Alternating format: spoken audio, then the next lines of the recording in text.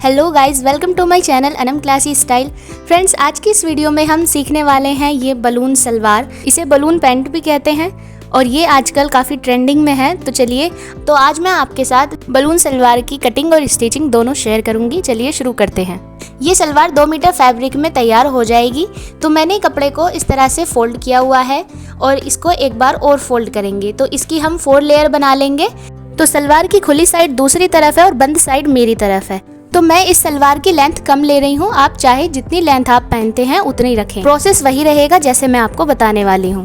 आप सलवार की लेंथ जितनी रखेंगे उससे आगे हमें 4 इंच एक्स्ट्रा मार्जिन चाहिए होगा। जैसे मैंने 29 इंच की लेंथ रखी है तो मैंने आगे से 4 इंच एक्स्ट्रा मार्जिन लिया है, यानी 33 इंच, क्योंकि हमें 2 इंच नेफे के लिए ऊपर से लगाना है और नीचे से 2 इंच मोहरी को फोल्ड करने के लिए। तो यहाँ पर हमने ऊपर से 2 इंच पर निशान लगा दिया। ऐसे ही नीचे 2 इंच पर निशान लगाकर हम इसे सीधा कर लेंगे। तो ये 4 इंच एक्स्ट्रा मार्जिन है जो ऊपर नेफे से और नीचे मोहरी पर चला जाएगा। अब हमें लगाना है कमर का निशान। कमर का निशान लगाने के लिए हमें हिप की मेजरमेंट की जरूरत पड़ेगी। तो यहाँ पर आपका जितना भी हिप है उसका हम 4th भाग लेंगे, यानी यहाँ पर जो हिप है वो है 32 इंच। तो 32 इंच का मैंने 4th भाग लिया है 8 इंच। इसके आगे से हम लूजिंग देंगे। नॉर्मल पैंट में लूजिंग 5 इंच की या 6 इंच की दी जाती है, लेकिन इस सलवार में हमें नॉर्मल लूजिंग से ज्यादा लूजिंग देनी है। यहाँ पर हम रख रहे हैं 10 इंच की लूजिंग। आप चाहे 8 इंच की लूजिंग रखें या 10 इंच की। लूजिंग जितनी ज्यादा दी जाएगी इस सलवार में घेर उतने ज्यादा बनेंगे और बलून लुक और भी अच्छा आएगा। तो यहाँ पर हमें लूजिंग नॉर्मल से ज्यादा देनी है। अब हम इसको नाप लेते हैं कि ये लूजिंग के साथ कितने इंच का आया है। तो ये टोटल है 18 इंच। तो हम नीचे भी 18 इंच पर निशान लगा लेंगे। अब हम क्रोच एरिया का निशान लगाएंगे। तो क्रोच एरिया हम 14 इंच पे रखते हैं या 13 इंच पे। मैं यहाँ पर 13 इंच पे रख रही हूँ और इस निशान को हम सीधा कर लेंगे। ये 13 इंच का क्रोच एरिया मैंने नेफे के नीचे से नापा है। अब इसमें क्रोच एरिया की शेप दे देंगे। अब हम आ जाते हैं मोहरी पर। आप जितने इंच की मोहरी पहनते हैं हमें उससे दुगने इंच पर निशान लगाना है। जैसे कि मैं 7 इंच की मोहरी पहनती हूँ तो मैं 14 इंच पर निशान लगाऊंगी, यानी ये 7 इंच से दुगना हो गया। अब हम मोहरी के निशान को क्रोच एरिया के निशान से मिला देंगे शेप देकर। बलून सलवार की मेजरमेंट कंप्लीट हो चुकी है। अब हम इसकी कटिंग करेंगे। ऊपर से नेफे को भी हम ओपन कर लेंगे।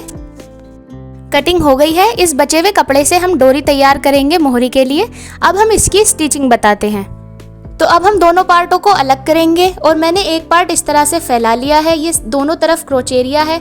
इसी तरह से ऊपर से मैं दूसरा पार्ट रखूंगी और क्रोच एरिया को स्टिच करूंगी।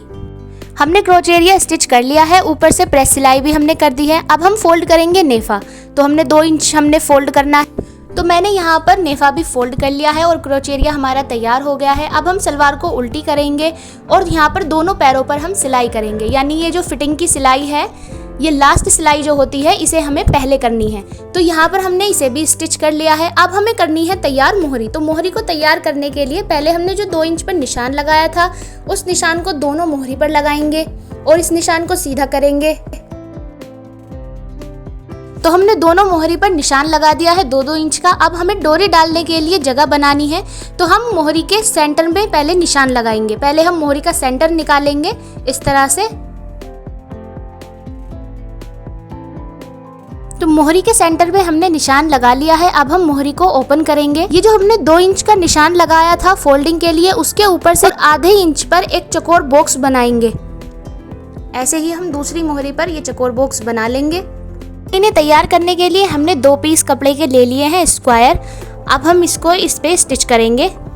तो हमने एक पीस ले लिया है और ऊपर से हमने मोहरी को सीधी साइड हमने मोहरी की अंदर रखी है और ये चौकोर बॉक्स हमने इस पीस के सेंटर में रखा है। अब हम इस चौकोर निशान पर सिलाई लगाएंगे।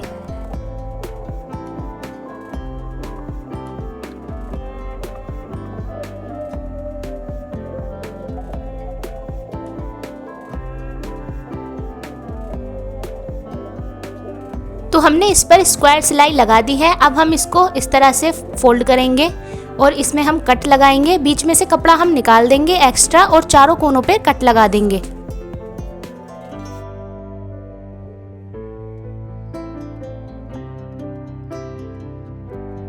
अब इस कपड़े को हम होल से अंदर की तरफ पलट देंगे। तो ये हमारा डोरी डालने के लिए होल रेडी हो गया है और कपड़ा नीचे की तरफ आ गया है, ये सीधी साइड है। अब इसके ऊपर हम चौकोर सिलाई लगा देंगे।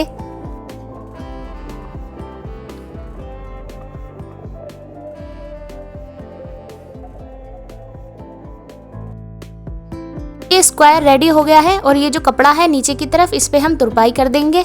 ऐसे ही हम दूसरी मोहरी रेडी कर लेते हैं।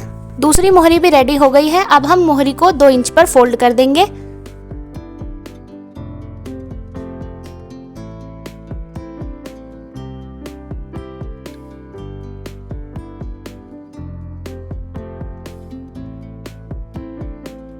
ये जो हमने होल बनाया था, ये अंदर की तरफ से जो हमने मोहरी को फोल्ड किया है, ये उसके अंदर आ गया है और ऊपर से होल रेडी हो गया है। यहाँ हमने मोहरी तैयार कर ली है, ऊपर हमने इलास्टिक डाल दी है। अब हम इसके अंदर डोरी डालेंगे। डोरी मैंने पहले से ही बनाकर रखी थी। डोरी फोल्ड करने के बाद मोहरी से 3 इंच एक्स्ट्रा बाहर निकली हुई है। मैंने इतनी लेंथ रखी है डोरी की। अब हम इसको मोहरी में डालेंगे।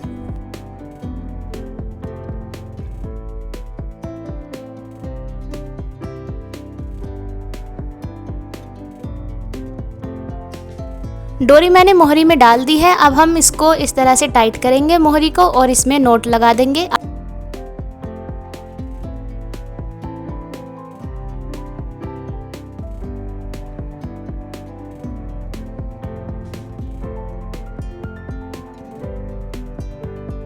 तो ये हमारी बलून सलवार या बलून पैंट बनके रेडी हो गई है। मैंने इसमें सिर्फ लेंथ कम रखी है, प्रोसेस वही है।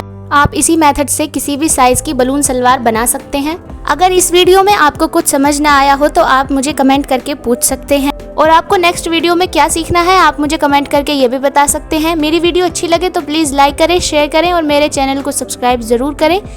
Thanks for watching.